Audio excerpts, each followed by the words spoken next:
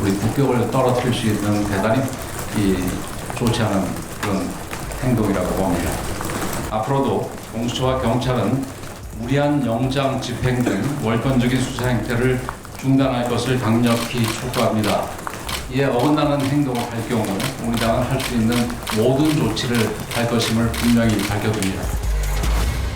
저렇게 하면 당이 살아나냐 X, 저렇게 하면 진영이 살아나냐 X, 저렇게 하면 나라가 살아나냐 X. 그러니까 의미 없는 발언이거든요. 우선 기본적으로 윤석열 대통령에 대한 저런 법률적인 방어는 윤석열 대통령의 변호인들이 해야 되는 것이지. 지금 가서 당이 한마디 못한다고 뭐가 달라지며 이거를 자꾸 정치적 자산이나 아니면은 진영의 그런 어떤 상징 자산을 다 깎아먹고 있는 게 지금 하는 행동이 정확하게 이재명 결사홍위에 들어가기 위해서 당과 진영이 총동원됐던 민주당의 모습같이 가는 거예요. 그것도 당의 비대위원장이라는 분이 저는 되게 조심해야 된다. 권영세 의원이 굉장히 합리적이고 그 신사인 분인데 저렇게 떠밀려가고 있는 것 자체가 너무 안타깝습니다. 근데 저는 약간 생각이 좀 다른데, 그러니까 변호인은 변호의 역할을 하는 거고 여당 이제 사실 이제 대표로서 어떤 정치적 발언을 한 건데 대통령이 아무리 계엄을 저지르고 사실상 탄핵을 전제해서 절차를 밟는 사람이라 하더라도 피의자의 권리까지 우리 헌법상에 보장된 피의자 권리까지 깡그리 무시할 수 있는 상황은 아니에요. 그리고 누군가는 여기에서 제동을 걸어줄 필요는 있는 거거든요. 그래서 워딩이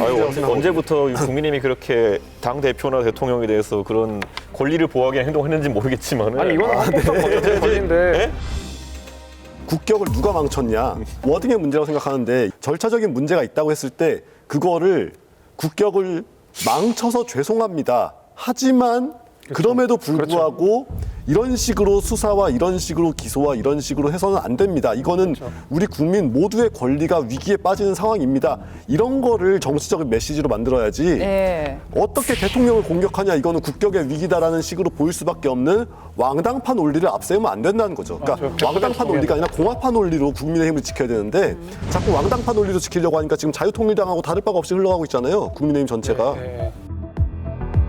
저는 최근 그 탄핵 국면에서 가장 의외의 인물이 권영세 비대위원장이에요.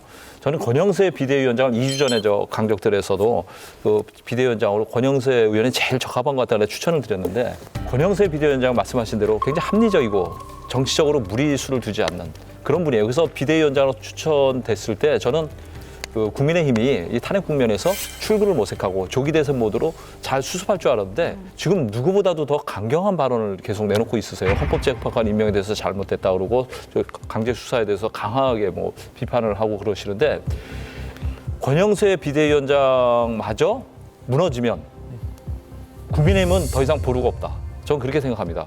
김재석 의원이 그 비대위에서 좀 당직을 맡고 계시는데 권영세 의원 비대위원장이 정말 잘 판단할 수 있도록 좀 조력을 좀 잘 해주셨으면 좋겠습니다. 네, 아니, 당연히 그렇고요. 저는 노정태 작가님 말씀에 100% 동의합니다. 그러니까 우리는 지금 대통령 탄핵 국면을 맞이하게 된 원죄가 있는 상황이고요. 거기에 대해서 대통령에 대해서 그다음에 우리 계엄에 대해서 권영세 장관님 좀 못 믿었지만 그래도 사과를 한 상황이고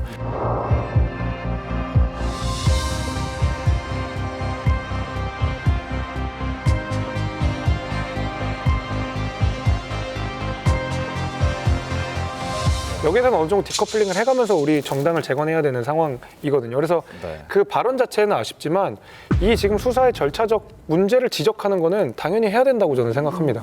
지금 권영세 비대위 체제 얘기가 나와서 말인데 김재섭 의원이 당직 맡았잖아요. 속속들이 들여다보면 달라진 게 없다. 지금 뭐 요즘 조직 부총장이라는 자리가 얼굴마담 하는 자리는 아니고요. 사실 이제 실무자의 자리인데 제가 뭐 언론 보도에 났지만 뭐 비대위원장 추천도 있었고 그 이후에 뭐 비대위원도 해보면 어떻겠냐 이제 다 거절했는데 조직 부총장이라는 이제 간판이 아니지만 이제 실무 자리에 간 이유는 이 조직 부총장이 하는 일 중에서 상당 부분 이제 원외위원장들이랑 그렇죠. 만나는 일들을 좀 해요. 근데 지금 사실 수도권은 사실상 거의 대부분이 다 원외예요.